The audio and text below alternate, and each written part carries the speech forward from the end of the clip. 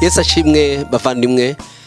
Dushimiye Imana ko twongeye kandi kubona uyu mwanya wo kugira ngo tuganire ku ijambo ry'Imana, kandi tuzi ko ijambo ry'Imana ryo riduhumuriza, kandi tuzi ko ijambo ry'Imana ryo ridufasha, cyane cyane ko turi mu bihe dukeneye kuryumva, turi mu bihe mu by'ukuri umuntu wese akeneye kumva ijambo ry'Imana.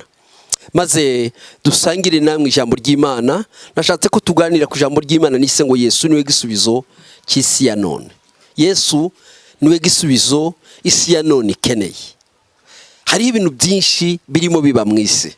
Hariho amakuru menshi arimo aca muri za televiziyo, hariho amakuru menshi arimo aca kuri za WhatsApp, hariho amakuru menshi abantu barimo bandika, hari amavideo, hari ama audio, hari za message nyinshi, hariho ibintu byinshi tubona tukabona isi isa naho yananiwe. Abanyabwenge muri iki gihe, abahanga, abavuzi bamaze kurengerwa, ariko dufite igisubizo muri iki gihe twatanga. Yesu niwe gisubizo. Yesu niwe dukwiriye kwambaza. Yesu niwe dukwiriye guhamagara muri ibi bihe, kuko niwe wenyine watubonera igisubizo. Kuko ibi bihe turimo, iyo ubirebye ni ibihe bigoye. Iyo ureba isi yose irasa n'ihagaze, nta ndege zigenda. Iyo bavuga batyo uba wumva ibintu bikomeye. Nta mamodoka arimo agenda, amamoto bayakuye mu muhanda, insengero zirakinze, amashuri arakinze, amasoko hafi byinshi birakinze. Ubuzima muri make burasa n'ubuhagaze. Abantu barimo baratwandikira bakatubaza. Ejo bundi nakiriye message y'umuntu uri muri Australia, arambaza ngo mbega ibi byaba ari byahe bihe bavuze bya nyuma, ese yaba ariyo yamperuka? Mu by'ukuri ibibazo abantu bafitemo ni byinshi, ariko reka mbabwire ngo igisubizo ni Yesu.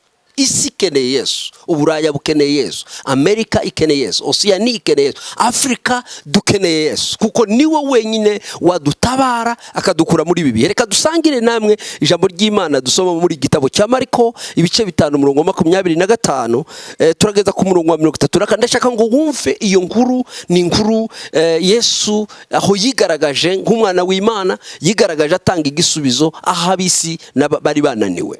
Bibiliya iravuga ngo hariho umugore wari uri mu mugongo, wari ubimaranye imyaka 12, ababazwa n'abavuzi cyane benshi, bagerageza kumukiza, bamumarisha ibintu bye byose, abitangamo ingemu, ariko ntihagire icyo bamumarira, ahubwo arushaho kurwara. Uyu mugore ikije kintangaza jewe rimwe na rimwe niyo soma inkuru za Yesu. Uyu mugore ibigaragara turi buze kubireba muri iyi nkuru, ntazi Yesu, ntabwo yari amuzi, nta makuru ya Yesu yari afite, ntawe yari atunze, ntawe yari yarakiriye, ntiyari muri babagore bajanaga na Yesu, nta na rimwe rwose ntahagaragara mu butumwa bwa Yesu, ntahagaragara ko yigeze amenyana na Yesu. Kandi uyu mugore yari afite ikibazo gikomeye kiremereye. Ariko kandi ikizwi kuri uyu mugore yari umukire, yari afite amafaranga, yari umutunzi, yari afite ubushobozi bwo kwivuza atarinze no gusaba bagenzi be, atarinze no gusaba abaturanyi. Bibiliya ivuga neza ngo yari afite ubutunzi, kandi ubwo butunzi bwe yarabukoresheje gushaka igisubizo cy'indwara. Abavuzi ngo baragerageza bamumaraho umutungo we wose, ndetse umwe akamubwira ati nzi umuganga wabigufasha, akamwohereza, akamutransferi, yagerayo bikaba ubusa, akongera nawe akamurangira ahandi, ngo bamara umutungo we wose bamubwira ko bazagerageza kumuvura, ariko ngo arushaho kurwara. Isi hari igihe biyinanira, hari igihe binanira tugakenera uwitwa Yesu. Uyu Yesu afite igisubizo gihagije, yavuga isi yose igatuza. Reka mbabwire ngo uyu mugore ku bushobozi bwe aba yarirwarije, ku bushobozi bwe aba yarivujije, ariko aha niho hagaragara ko kandi amafaranga ntakagukange, umutungo ntukagukange, ntabwo ari utanga igisubizo. Ariko hari ku murongo wa 27 ngo yumvise ibya Yesu araza, aca mu bantu, amuturuka inyuma, akora ku mwenda we. Bavandimwe, ni gitangaza. Uyu mugore ndekereza ko twari dukwiriye kumwigiraho abantu benshi, kuko uyu mugore ntabwo yari azi ibya Yesu, ariko bamubwira amakuru muri uko kwivuza, muri uko gushakisha, agwa ku muntu. Umuntu aramubwira ati nyamara ibigo bizananiranye, genda urebe umuntu witwa Yesu ushaka ahari. Uwo mugore ngo aragenda aja gushaka uwo muntu atazi, aja gushaka uwo muntu yabwiwe, aja gushaka Yesu.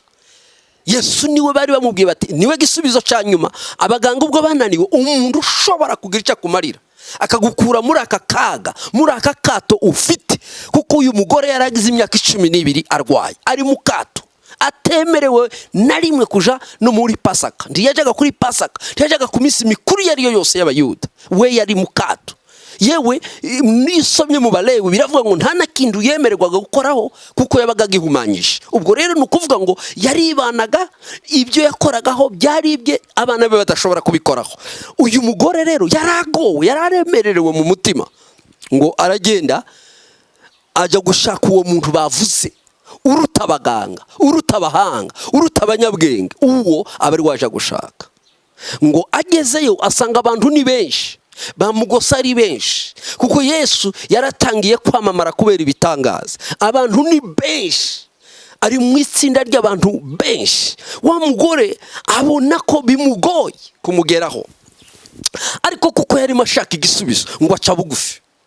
Ntiyarebye umutungo yari afite, ntiyarebye ko yari umukire, ikindi ntiyarebye bwa burwayi bwe, kuko uburwayi bwe ntibwamwemereraga kujya mu bantu. Ariko aravuga ati reka nirengagize, yirengagize ubukire, yirengagize burwayi afite butemerewe ko ajya mu bandi. Aragenda ngo arasesera, aca bugufi. Bibiliya avuga ngo aca hasi mu bantu, amuturuka inyuma, akora ku mwenda we. Amateka avuga ngo umwenda Abayuda bari bawuzimo nk'imbaraga. Iyo babonaga umuntu yambaye umwenda w'ubutambyi, baba bazi ko agiye gukora umurimo ukomeye imbere y'Imana. Habe natwe inaha turabizi, iyo umupolisi yambaye umwenda wiwe wa gipolisi, iyo bareba traffic police bahagaze hara mu muhanda, ukabona yambaye ka kajule, ukabona azamuye ukuboko, niyo waba wirukankira umwana wawe bakubwiye ngo ari muri koma, ugomba guhagarara. Iyo azamuye ukuboko, uko yabaresha kose uwo mupolisi yagize gutya, wowe ugomba guhagarara, kuko biba bivuze ngo ni leta iguhagaritse, biba bivuze ngo ubushobozi mpabwa n'igihugu cyose, hagararaho ugeze, hagarariraho. Iyo aguhagaritse uriya wambaye akajire, umenya neza ko agiye kukubaza ibyo mu muhanda, nta kindi, nta lifta gusaba, agiye kukubaza iby'amategeko. Hari ibyo byenda wishe cyangwa kubaza ibyangombwa. Umwenda rero bari bawuzi nk'ikintu gikomeye. Uyu mugore aravuga ati simutungana ngo umubwire ntanzi, ariko reka basinkore no ku mwenda. Uko kwizera kuratangaje, k'umuntu mwumve neza, k'umuntu utazi Yesu. Ariko iyo tubwira abantu bazi Yesu, twababwira ngo ni mumwizere nk'igisubizo cyanyu, usanga umuntu asa naho akirimo ajijinganya. Ariko wibaza, aharavuga ngo ntabwo yaramuzi, ariko aravuga ati reka nkore no ku mwenda we gusa, biraba bikemutse, igisubizo kiraba kibonetse. Bibiliya iravuga ngo ku murongo wa 28 ngo yari yibwiye ngo nakora ku myenda ye gusa arakira. Ibyo yarabyibwiye, aravuga ati uyu ni umuntu ukomeye, nzi ko y'abatambyi bawambaye iriya myenda yabo biba bikomeye. Na hano turabibona iyo abapadiri bamaze kuja mu myenda yabo ya gipadiri, y'abantu imyenda murabibona. Umwende bundi nubwo abafaransa bavuze ngo umwenda se ugira umuntu, ariko kamwe mu mwenda w'akazi yo wamaze kuwambara biba bikomeye. Y'abacamanza bamaze kwambara iriya myenda, iyo binjiye mu rukiko twese turahagarara. Ariko iyo bambaye ino myenda yindi yacu isanzwe, nta kibazo, n'umuntu aratambuka ngatambuka. Ariko uriya mwenda, uriya mugore yawibajijeho, aravuga ati ninawukoraho ndakira. Ubwo ni uburyo bumwe bwo kwizera burenze. Ubwo ni uburyo bumwe bwo gusuzugura uko yari ameze. Arareka umutungo we, arareka ibyo, arabishyira hasi, aca bugufi, aravuga ngo ninawukoraho. Ku murongo wa 29 ngo yaramanutse awukoraho, akora ku musozo w'umwenda wa Yesu gusa. Ntabwo yavuganye na Yesu, yakoze ku mwenda we. Mbega ukwizera guhambaye. Bibiliya iravuga ngo uwo mwanya isoko y'amaraso irakama, amenya mu mubiri we yuko akize cya cyago. Uwo mwanya immediately imbaraga ziva muri wa mwenda wa Yesu, amukozeho gusa arakira. Wumva ikintu rero gitangaje kiza gukurikira. Yesu nawe yiyumvamo ko ubushobozi bumugabanutsemo. Ndagira ngo mbabwire ko ntabwo imbaraga zashize muri Yesu, ahubwo yumvise hari igitangaza kibaye, yumvise hari ikintu kimubayeho, ngo ahindukira areba mu bantu, arababaza ati ninde ukoze ku mwenda wanjye? Yesu yari yabimenye ibyabaye. Ninde ukoze ku mwenda wanjye?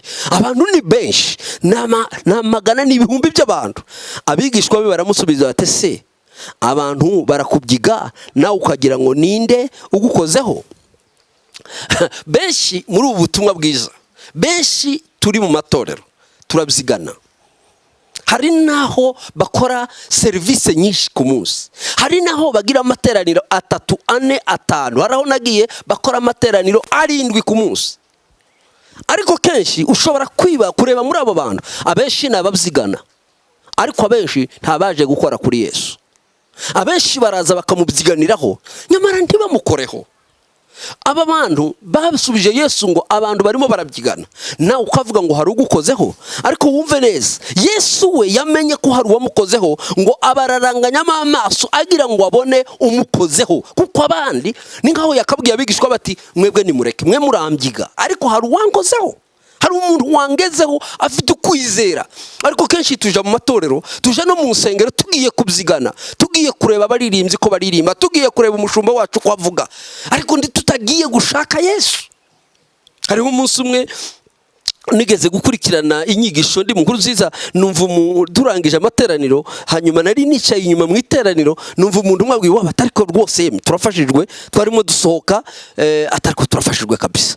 Undi aravuga ati Jesse nigeze namenye ibyo ahayavuga, ati jewe yo runaka tabwirije ntabwo rwose mbikurikira.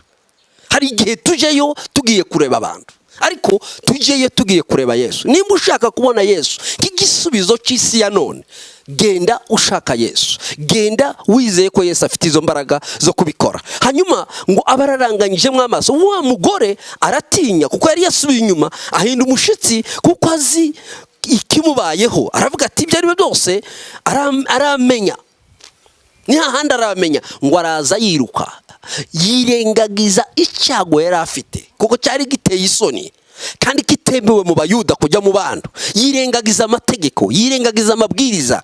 Araza ngo amwikubita imbere, amufukama imbere, aramubwira ati ni jyewe, ni jyewe. Aramwibwira ni jyewe. Abigishwa be byarabatangaje kuko bumvaga Yesu yayobye, Yesu byamucanze. Abantu bamubanye benshi, arimo aravuga ngo ko baramukoraho, ariko Yesu we yarazi ko waje muri iryo teraniro rya benshi. Hari ubasha gukora kuri Yesu. Mu bantu benshi bitwa ngo nabarokore, kora kuri Yesu. Reka kujya kubyiganira mu barokore, reka kujya kubyigana mu masengesho, reka kujya kubyigana mu baririmbyi.